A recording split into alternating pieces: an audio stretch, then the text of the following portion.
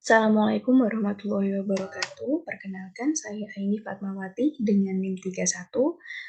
Malam hari ini, saya akan mempresentasikan terkait model memori Atkinson dan Shiffrin tahun 1968. Oke, yang pertama, apa sih memori itu? Jadi, memori itu adalah kemampuan individu untuk menyimpan, mempertahankan, dan mengingat informasi dan pengalaman. Dari memori ini disimpan dalam otak, sehingga otak itu merupakan organ terpenting dalam pemrosesan informasi atau memori seperti itu. Jadi secara umum, proses memori ini dibagi menjadi tiga. Ada encoding or registration, jadi ini adalah menerima, mengolah, dan menggabungkan informasi yang diterima. Kemudian yang kedua ada storage, ini adalah penciptaan catatan permanen dari informasi yang dikodekan. Kemudian ada ini ya, retrieval, recall, or recollection, yaitu memanggil kembali informasi yang tersimpan ketika merespon beberapa isyarat untuk digunakan dalam suatu proses atau kegiatan. Nah, tentu dalam psikologi kognitif ini banyak sekali model-model memori yang telah diajukan oleh para ahli. Nah, salah satunya adalah model memori Atkinson dan Shiffrin ini. Jadi, apa sih model memori Atkinson dan Shiffrin itu? Jadi, model memori Atkinson dan Shiffrin ini mengajukan suatu teori atau model tentang pemrosesan informasi dalam memori manusia.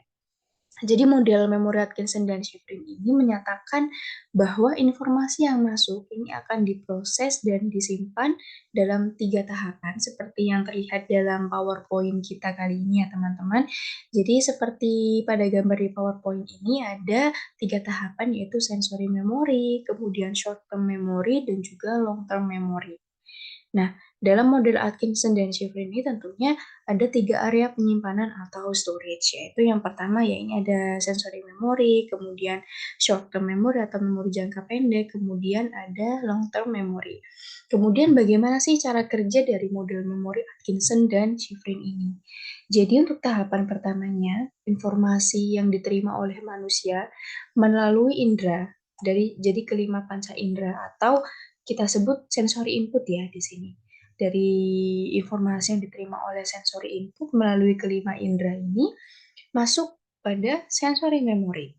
Jadi penerimaan informasi awal pada indera ini disebut dengan memori sensorik atau sensory memory. Nah, menurut penelitian para ahli, informasi visual itu hanya dapat bertahan kurang dari sedetik di memori sensorik ini, teman-teman. Kemudian, sedangkan informasi auditor yang diterima ini dapat bertahan 3-4 detik di memori sensorik.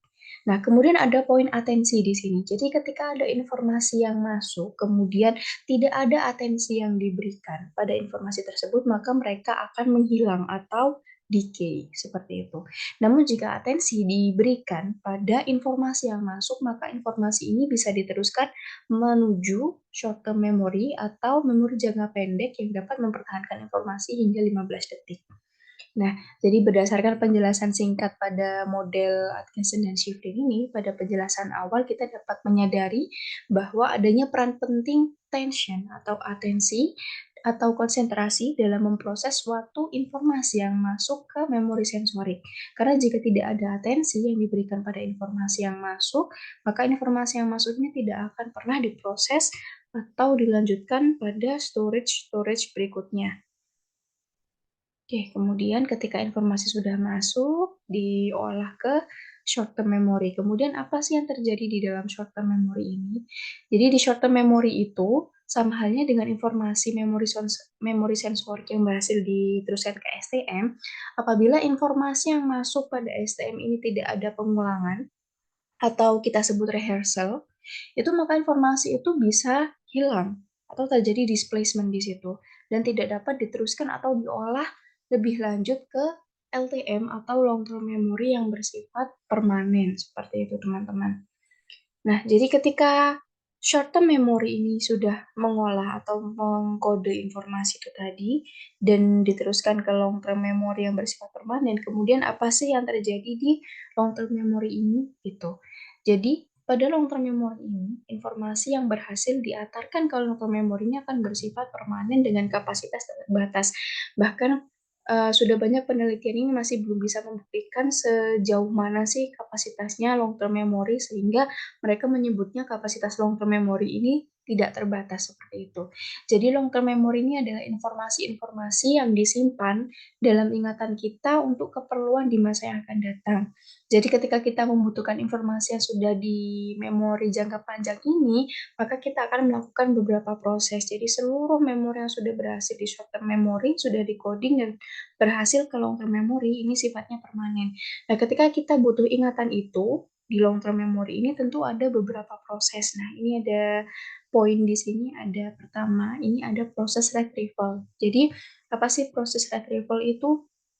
Proses retrieval ini merupakan proses mencari dan menemukan informasi yang dibutuhkan. Jadi, proses mencari dan menemukan informasi yang kita butuhkan. Jadi, proses retrieval ini bisa berupa recognition atau mengenali suatu stimulus yang sudah pernah dialami sebelumnya. Jadi, contohnya ada seorang anak mengambil mobil-mobilan yang hilang di bawah meja seperti itu. Kemudian ada proses recall. Nah, recall ini apa?